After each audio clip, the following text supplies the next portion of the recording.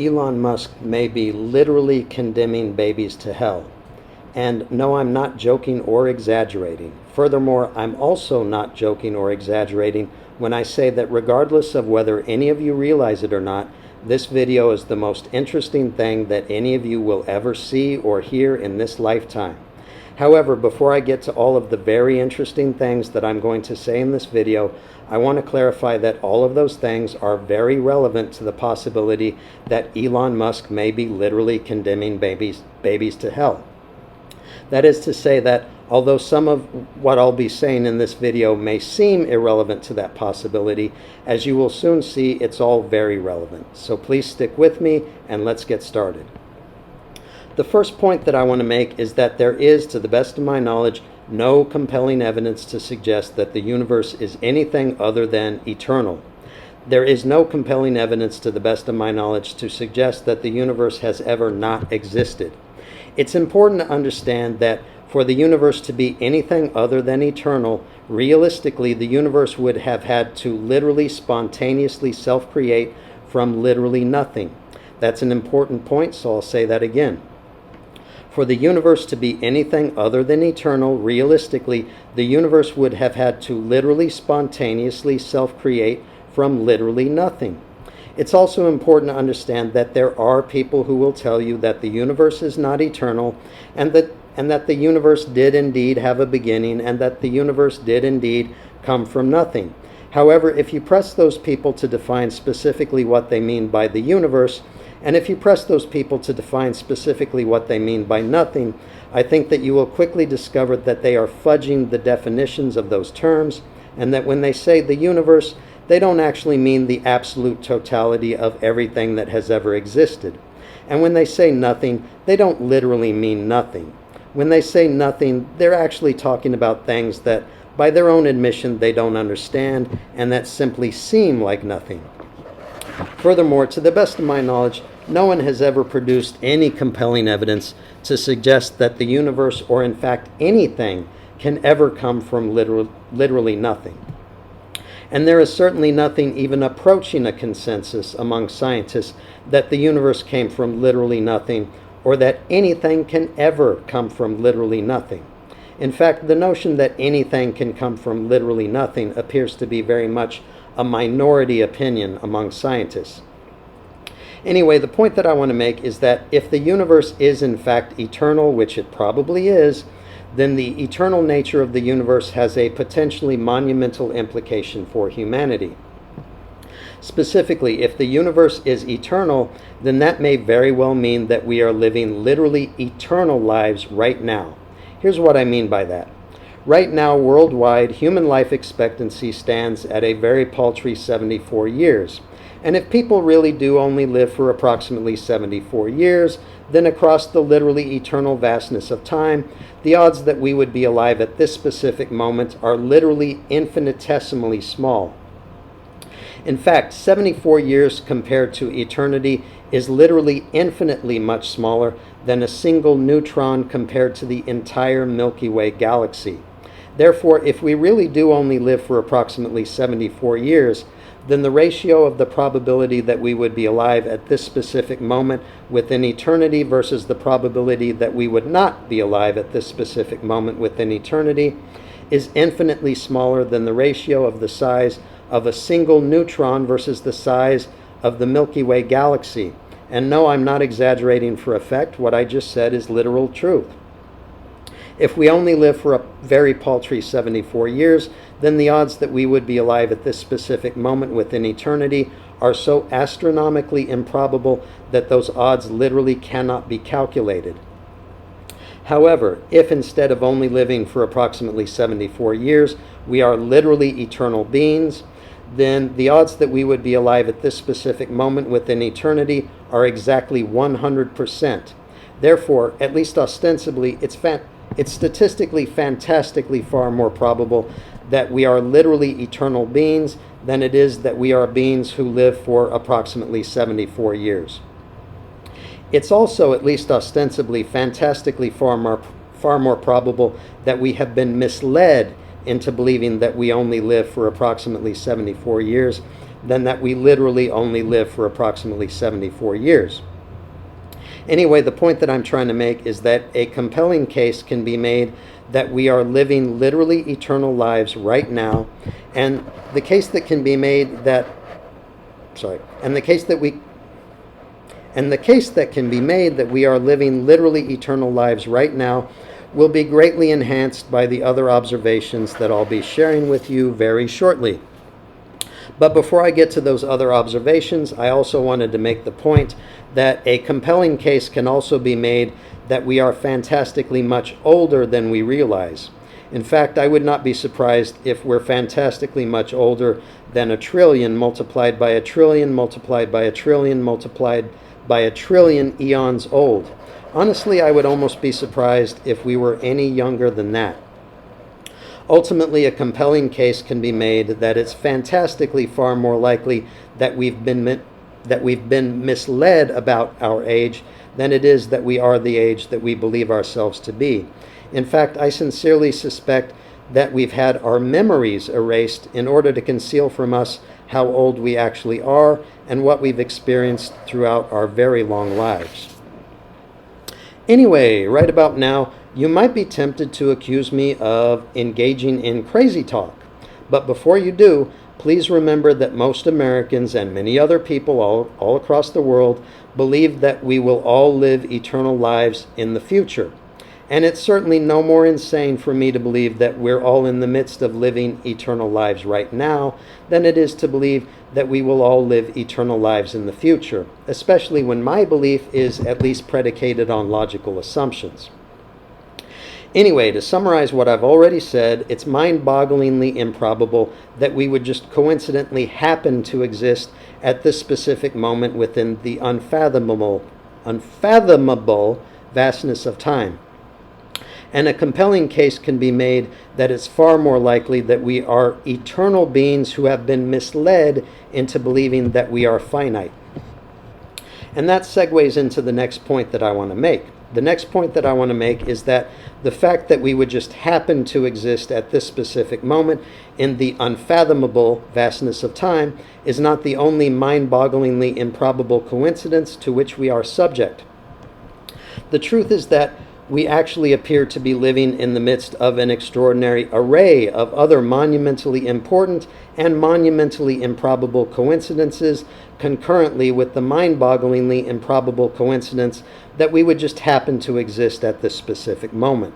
That is to say that the fact that we would just happen to exist at this specific moment within the unfathomable vastness of time is hardly the only ridiculously improbable coincidence concomitant to our existence.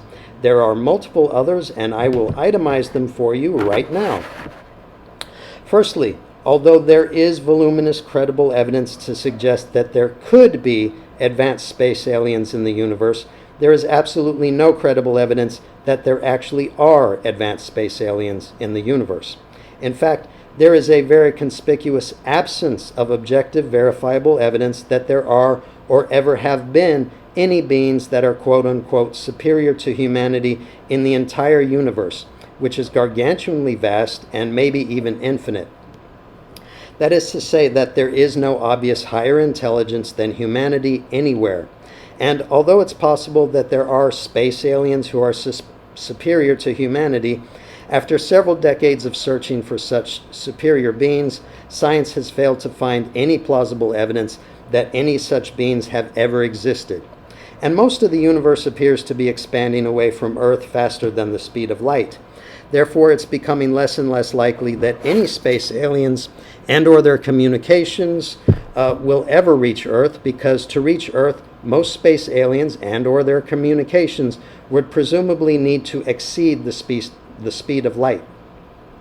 Therefore, the best available objective evidence indicates that humanity is at the absolute pinnacle of all life forms within the universe, which is gargantuanly vast and maybe even infinite. Furthermore, at least according to the classical definition of matter, all things in the universe appear to consist of matter. Even things that are not typically thought of as being quote-unquote material do in fact consist of matter. For instance, thoughts consist of matter because thoughts consist of neurochemicals, and neurochemicals consist of matter. And even events and actions consist of matter because events and actions are nothing more than the reconfiguration of matter. My point is that matter is so monumentally existentially important to all things in the universe that a relatively intelligent case could be made that matter is the one thing that matters more than anything else in the universe, or even that matter is the only thing and everything that matters in the universe. Anyway, human beings consist of matter, and human beings comprise a very infinitesimally small portion of the matter in the universe. And it's very highly improbable that out of all of the matter that exists in the universe, the matter that has coalesced into creating humanity would have coalesced into crowning humanity as the highest intelligence, i.e. the supreme beings in the universe. The fact that matter is so monumentally existentially important, and the fact that we, humanity, a very infinitesimally small portion of that matter, appear to be at the absolute apex of all that matters in the universe, constitutes a monumentally important and monumentally improbable coincidence. Anyway, the next point that I want to make is that biological intelligence has existed for a minimum of hundreds of millions of years. But now, for the first time in earthly history, biological intelligence is very close to being exceeded by non-biological intelligence, i.e. computer intelligence. The fact that biological intelligence is about to be exceeded by non-biological intelligence is arguably the most monumentally important development in sentience since the inception of sentience itself. And it's practically impossible to overstate the importance of sentience. That's because anything that is non-sentient is completely devoid of thoughts and feelings. Therefore, anything that is non-sentient is completely irrelevant to itself and also completely irrelevant to every other non-sentient thing in the universe. And anything that is non-sentient is only relevant to any sentient beings that take an interest in that non-sentient thing.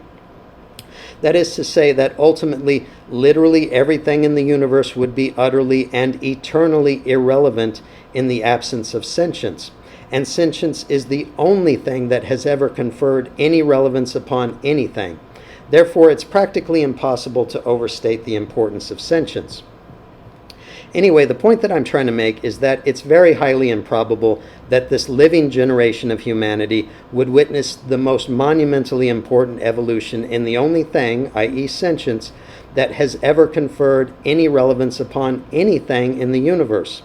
It's also worth noting that the universe may be literally eternal and infinite, and that sentience may have never existed anywhere else in the universe before Earth's inception. Therefore, if the universe is eternal and or infinite, and if sentience has never existed anywhere else in the universe, then the improbability that this living generation of humanity would witness the most monumentally important development since the inception of sentience itself is literally infinite. Anyway, as humanity appears to stand so close to the threshold of the ultimate evolution of sentience, and in the absence of any compelling evidence to the contrary, it appears that this living generation of humanity may be the most important generation of sentient beings to ever exist anywhere in the universe, a universe which is gargantuanly vast and maybe even infinite, and which may well be eternal. It further appears that the decisions made by this living generation of humanity may be the most consequential decisions made by any sentient beings in the history of the universe. And that constitutes a monumentally important and monumentally improbable coincidence. Anyway, the next point that I want to make is that the technologies that enable deep fakes, augmented reality, and virtual reality are becoming so advanced that it appears that very soon it will become practically impossible to distinguish between reality and simulation.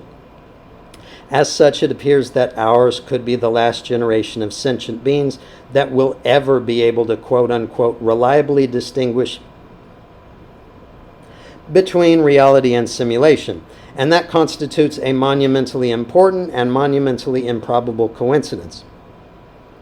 Furthermore, depending on who you ask, there have been Furthermore, depending on who you ask, there have been anywhere between 1 and 100 billion species that have existed on Earth throughout history. And yet, out of those billions of species, only one species, humanity, has ever possessed an advanced ability to communicate. Furthermore, the fact that only one species has ever possessed an advanced ability to communicate suggests that only one species, humanity, has ever possessed an advanced ability to reason. My point is that you should marvel that you're able to understand my words and derive your own independent inferences based upon my words. You possess fantastically rare abilities, and the fantastically rare abilities that you possess have put you at the absolute apex of the entire history of the entire world's food chain, ahead of billions of other species. Compared to every other known species, you're tantamount to a god, and that constitutes a monumentally important and monumentally improbable coincidence. Anyway, the next point that I want to make is that it's mind-bogglingly improbable that any of us individually would exist at all. And that's because for each of us individually to exist, absolutely every last one of our ancestors, numbering probably in the many trillions and going back billions of years to our unicellular ancestors, would have needed to survive long enough to procreate and then actually procreate, and then place their progeny in circumstances wherein their progeny would themselves survive long enough to procreate, and then actually procreate, and then place their progeny in circumstances wherein their progeny would also survive long enough to procreate, and then actually procreate, and so on and so on and so on. My point is that it's monumentally important and monumentally improbable that a perfect, unbroken chain of ancestors, numbering in the many trillions and going back billions of years to our unicellular ancestors, exists for each and every one of us.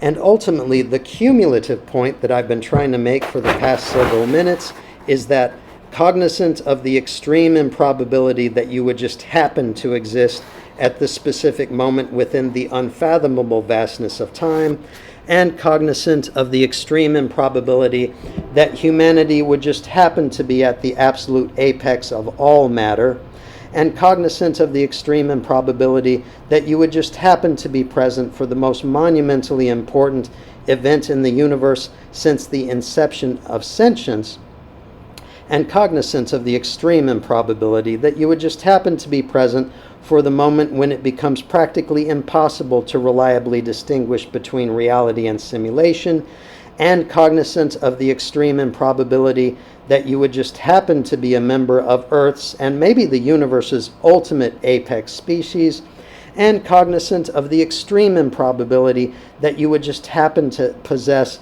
a perfect, unbroken ancestral chain extending back through probably many trillions of iterations over billions of years. It's probable that there is some unseen intelligence that is deliberately manipulating your perception and indeed all human perception. That is to say that it's extremely common for sentient beings to deliberately mislead other sentient beings. That's an important point, so I'll say that again. It's extremely common for sentient beings to deliberately mislead other sentient beings. Therefore, it's much easier for me to believe that we, humanity, are being deliberately deceived by an unseen intelligence about what is real and unreal than it is for me to believe that all of the monumentally important and ridiculously improbable coincidences that I've mentioned throughout this video just happen to be converging during our own paltry lifetimes. The simplest plausible explanation for the appearance that the monumentally important and ridiculously improbable coincidences that I've mentioned throughout this video just happen to be converging during our own paltry lifetimes is that those coincidences are fake. And the simplest plausible explanation for a thing is usually the correct explanation for that thing. Ultimately, although it is true that it is logical that beings like us would exist somewhere in the universe at this specific point in time, it's very highly improbable that we would be those beings. The odds that we would be those beings are probably fantastically much lower than the odds of winning the lottery. My point is that being that humanity appears to have quote-unquote won the universe's existential lottery, it's probable that some unseen intelligence is deliberately making it appear that humanity has won the universe's existential lottery. Anyway, that raises some very obvious and very disturbing questions. Firstly, who is the unseen intelligence that is deliberately manipulating our perceptions? Secondly, why is that unseen intelligence deliberately manipulating our perceptions? Thirdly, why is that unseen intelligence not communicating directly with us or even acknowledging their own existence? Fourthly, if our perception of reality is very badly mistaken, which it certainly appears to be, what actually constitutes reality? And most importantly, if we live forever, which we apparently do, what happens to us after this phase of our eternal lives ends? The fact that a presumably very powerful and very dangerous unseen intelligence appears without our knowledge or consent to be deliberately erasing our memories and radically misleading us about the fundamental nature of reality itself, while simultaneously refusing to communicate directly with us or even acknowledge their own existence, is very bad news. That is, in fact, the worst news that you have ever heard in your entire life. Even if an oncologist just told you that your kid has terminal cancer, that is not the worst news that you've ever heard. The worst news that you've ever heard is that an unseen intelligence that appears to have complete eternal control over us also appears to be very hostile to us. And that unseen intelligence may very well have the power and intent to send us to hell because, again, the unseen intelligence that appears to have complete eternal power over us also appears to be very hostile to us. And so again, even if you've been told that your child is dying from cancer, that is hardly the worst news that you've ever heard. The worst news that you've ever heard is that after your kid dies, they may literally go to hell. And as far as I know, there's absolutely nothing that you can do to save them. Anyway, with that being said, it's time to come to the ultimate point of this video. The ultimate point of this video is that although you probably cannot help any living person, including yourself or your kids, you probably can still help babies who are yet unconceived. That is to say that you probably can help babies who have not yet been conceived simply by ensuring that those babies are never conceived. Specifically, you can tell Elon Musk and the world's many other pro-natalists to stop encouraging procreation and to start very publicly, very clearly, very loudly, and very often discouraging procreation. And if you fail to do that, you might want to ask yourself if you deserve to go to hell. Anyway, moving on. I know that some of you watching this video would probably say something like this. What if by preventing children's conception, we're not preventing those children from going to hell, but instead we're preventing them from going to heaven? And my response to those of you who would say things like that is this. First off, over the course of my well over half a century spent in this world, although I have encountered mind-boggling amounts of ridiculous wishful thinking and wholly unfounded certitude, I have not encountered much credible evidence to suggest that any of us are going to heaven. I have in fact encountered very little such evidence. And more importantly, even if by preventing children's conception we're preventing those children from going to heaven, those children certainly will not be bothered by not going to heaven. People who never exist never feel like they missed out on anything. Whereas if we go to hell, we probably very strong. Can I start over? And more importantly, even if by preventing children's conception we're preventing those children from going to heaven, those children certainly will not be bothered by not going to heaven. People who never exist never feel like they missed out on anything. Whereas if we go to hell, we will probably very strongly wish that we could miss out on everything that we'll be encountering. Anyway, finally, the point that I'm trying to make is not that I know that anyone is going to hell. Instead, my point is that I don't know. I have absolutely no clue what happens to any of us once this phase of our lives is over. And very importantly, neither does anyone else. Therefore, the risk of bringing children into this life is just too great. That's my point. Thanks for watching, and please like, subscribe, and share. And comment. Forgot to write that down. Kind of a dumb way to end this video, but there you go.